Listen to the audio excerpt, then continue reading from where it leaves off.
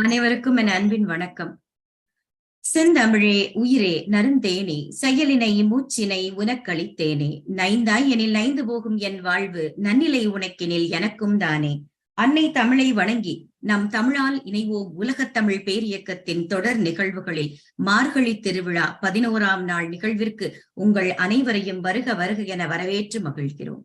இந்த நிகழ்ச்சிக்கு களம் அமைத்துக் கொடுத்த நம் நிறுவனர், தலைவர், கவின்கலை வேந்தர், சிவத்தமிழ் சீராளர் நம் சத்யநாராயணராஜ் பாலகுரு அவர்களுக்கும், நம் துணை தலைவர், பெண்ணிய போராளி, தங்க மங்கை, மதிப்புறு முனைவர் மீனா திருப்பதியம்மா அவர்களுக்கும் என் பணிவான நன்றியையும் வணக்கத்தையும் சொல்லிக்கொண்டு, இந்த நிகழ்ச்சியில் என்னோடு இணைந்து திருவெம்பாவையை அற்புதமாக விளக்கங்கள் கொடுத்து எனக்கும் இந்த மார்கழி திருவிழாவில் ஒரு பங்கை கொடுத்த என் அன்பிற்கினிய தொல்காப்பிய செம்மலப்பா அவர்களுக்கும், அம்புஜம்மம்மா அவர்களின் பாதம் பணிந்து இந்த நிகழ்ச்சியில் எங்களோடு இணைந்திருக்கக்கூடிய நம் மூத்த தமிழ் ஆளுமைகள், மாவட்டம் 18/8 முதல் துணை ஆளுநர் பேரறிஞர் அண்ணா விருதுக்கு சொந்தக்காரர் நம் சுப்பிரமணியம் ஐயா அவர்களுக்கும், நம் மாவட்டம் 18/8 முதல் துணை ஆளுநர் கோபால் ஐயா, முனைவர் கோபால் ஐயா அவர்களுக்கும், அன்பு தோழமை மாவட்டம் 18/12 ஆளுநர் முத்துஞானம் அவர்களுக்கும், என் அன்பிற்கினிய புன்னகை அரசி சசியானந்தம்மா அவர்களுக்கும் என் பணிவான வணக்கத்தினை சொல்லி திருப்பாவை பாசுரம் 11க்குள் நாம் பயணிக்கப் போகிறோம்.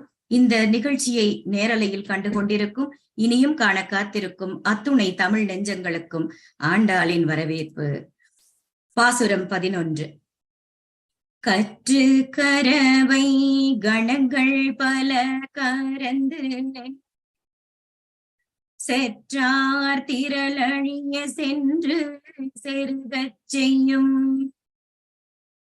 குற்றமொன்றில்லாத கோவலத்தம் பொற்கோடியே புற்றரவு அல்குல் புனமயிலே போதரா சுற்றத்து தோழிமார் எல்லாரும் வந்து நின் முற்றம் புகுந்து முகில் வண்ணன் பேர் பாட செற்றாதே பேசாதே செல்வ பெண்டாட்டி நீ ஏற்றுக்கு உறங்கும் பொருளேலோரெம்பாவாய் ஏற்றுக்குறங்கும் பொருளேலோரெம்பாவாய். இன்னைக்கு 11ஆவது நாள். என்ன சொல்ற ஆண்டாள்னு பார்க்கலாம். நந்த கோபரை போலவே செல்வச் செழிப்பு உடைய குடும்பத்தில் பிறந்த ஒரு சிறிய பெண்ணை எழுப்புவதாக ஒரு முயற்சி செய்யும் பொழுது பாடிய பாடலாக இந்த குறிப்பிட்ட பாடல் கருதப்படுகிறது.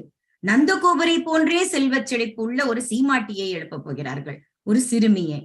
செல்வாக்கு மிகுந்த குடியில் பிறந்தவள் அப்படிங்கிறதுனால அந்த குடியில் பிறந்தவர்களுக்கு இயல்பாகவே இருக்கக்கூடிய செருக்கு இவளுக்கும் இருக்கும் போலும் அப்படிங்கிறாங்க.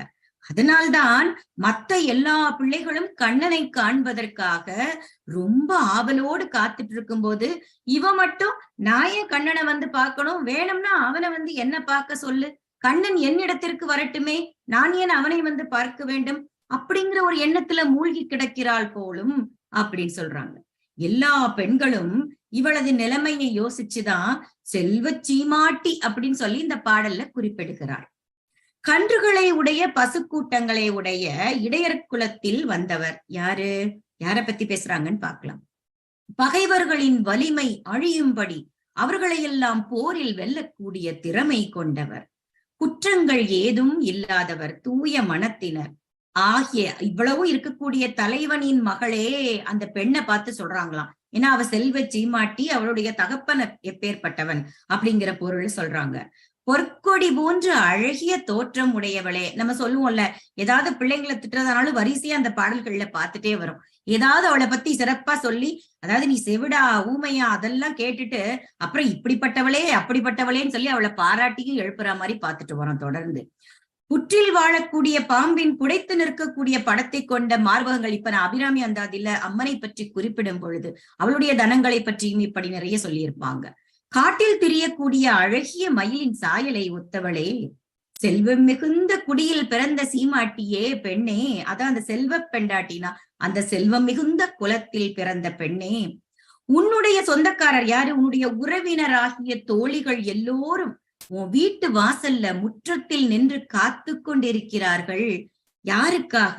கருமேகத்தை ஒத்த நிறத்தினை உடைய அந்த கண்ணபிரானின் திருநாமங்களை சொல்லியவாறு பாடல்களை பாடிக்கொண்டு நீ வருவாய், எங்களோடு இணைவாய் என்ற நம்பிக்கையில் காத்து கொண்டிருக்கிறார்கள்.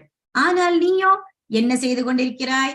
சிறிதும் அசையாமல் பேசாமல் ஆழ்ந்த உறக்கத்தில் ஆழ்ந்து கிடக்கின்றாய். நேத்துதான் பார்த்தோம், கும்பகர்ணன் கிட்ட வரம் வாங்கிட்டு வந்துட்டியான்னு கேட்டா இல்லையா?